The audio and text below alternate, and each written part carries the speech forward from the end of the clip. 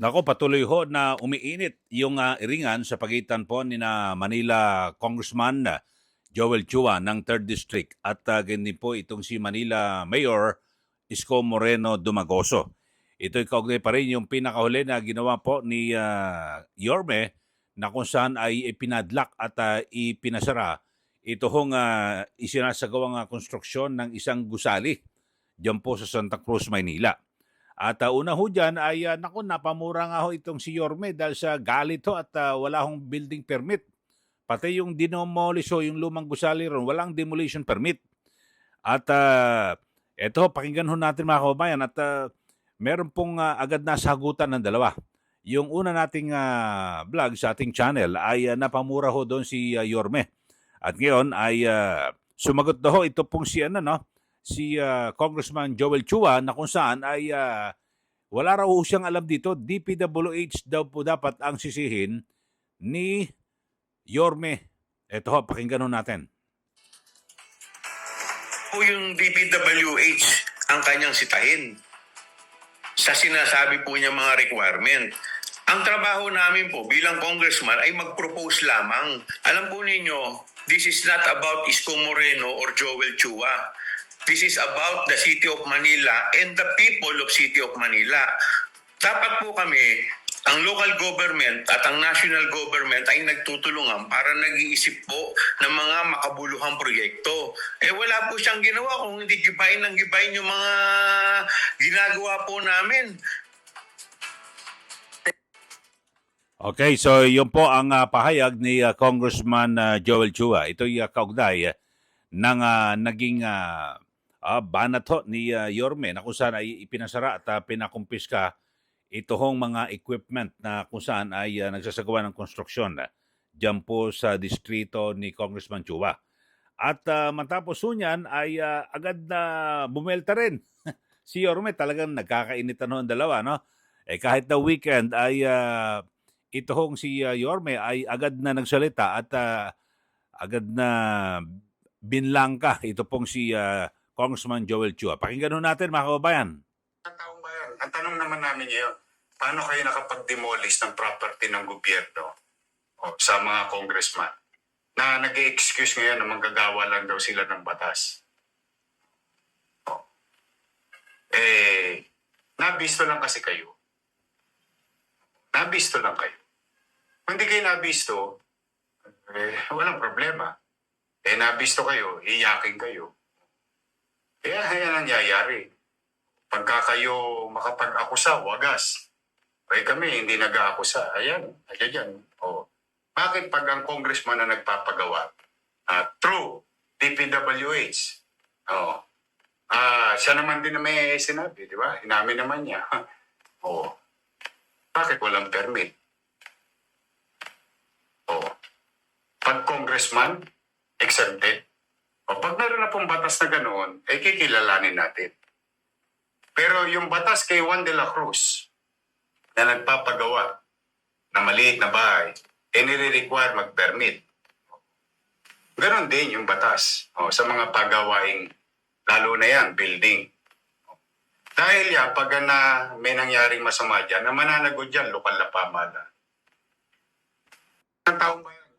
Okay, so yun po ang pahayag ni Yorme naman at bilang sagot dito po sa paliwanag ni Congressman Joel Chua na kung saan dapat daw posisihin at tanungin ni Yorme ito pong DPWH at kasi sila po ang nagsasagawa ng konstruksyon at siya ay isang bilang mamabatas ay nilakad niya lang ho na maponduhan ito hong proyektong ito. Kayo ho, sino ho ang dapat na paniwalaan? Kayo sa ating mga viewers, sa ating mga suki dito po sa ating YouTube channel. Kasi maliwanag ko kung walang business permit, talagang illegal. At ako naman, bilang isa halimbawa, kung congressman ako at ako ang nagpopondo dyan o dumakad para magkaroon po ng pondo dito po sa DPWH, siguro titiyakin ko rin ho na dapat sumusunod yan. Sa lahat, mayroong dinimolish yung yung gusali, lumang gusali, dapat may demolition permit. Tapos ito may construction, 'di ba? May building permit. Dapat ho ganon. Titignan din ho dapat ni Congressman Joel Chua kung ano kung nasa tama ho ba yung ipinapagawa niya. Sabihin natin kasi ngayon biglang itinatanggi pero wala ho eh. Huling-huli po sabi ni Yorme kasi nabuko ho kayo eh. At nabisto yung mga proyekto nyo, wala raw po walang building permit. Sa pangkaraniwang mamayan ho mga kababayan, di ba? Magpa-renovate ka lang. Kinakailangan mo pa ng permit sa City Hall eh. Lalo na kung magpapagawa ka, yun nga, bahay lang na maliit eh. Kinakailangan mo pa kumuha ng permit. Lalo na ho yan, yung isang malaking gusali na kung saan ay, yun nga ho, isa po sa mga proyekto ng ating gobyerno. So, dapat ho sumusunod din. Magsilbing ehemplo yung, yung ating mga opisyal ng gobyerno dito po sa mga batas po na ipinatutupad. O ito pakinggan ho natin at balikan lang ho natin talaga napamura si Yorme nung makita niya ho yung yung konstruksyon ng gusali. Ito ho Napakinggan natin Dali. Bakit nangyayari ito ng hindi nyo inaano sa akin?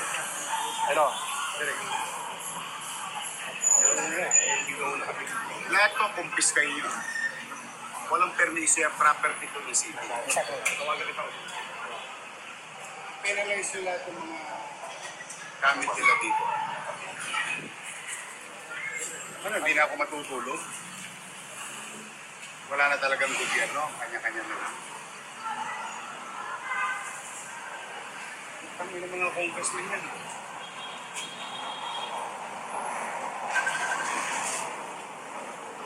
Ayan. Narinig nyo naman siguro yung mura ni Yorme. Ito, expression lang ho sa inis. Tapos sabi niya, yung paalis na siya, kumpiskahin lahat yan, at i-hold yung mga equipment. Tapos sabi niya, PI ang mga congressman na yan. Yun ho. Siyempre, kasi bilang isang local chief executive, siya po ang nangangasiwa. At kung sakasakaling may mangyari dyan sa gusali niya na isinasagawa, di ba? Halimbawa, walang permit.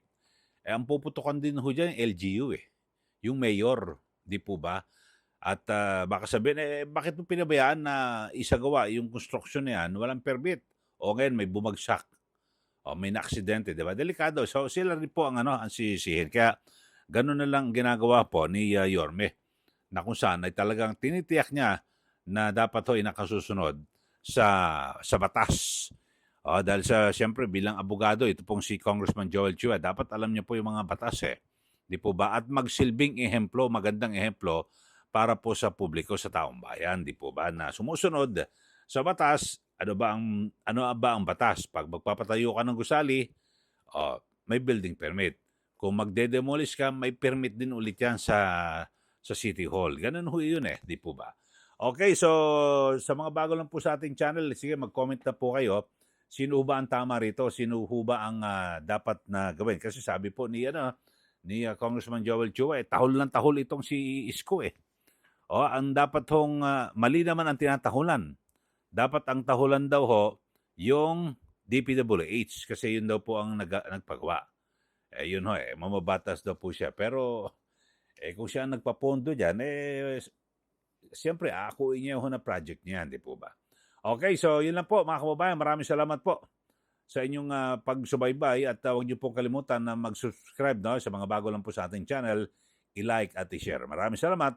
Muli, ito po si Ka Eli. Magandang araw po sa ating lahat.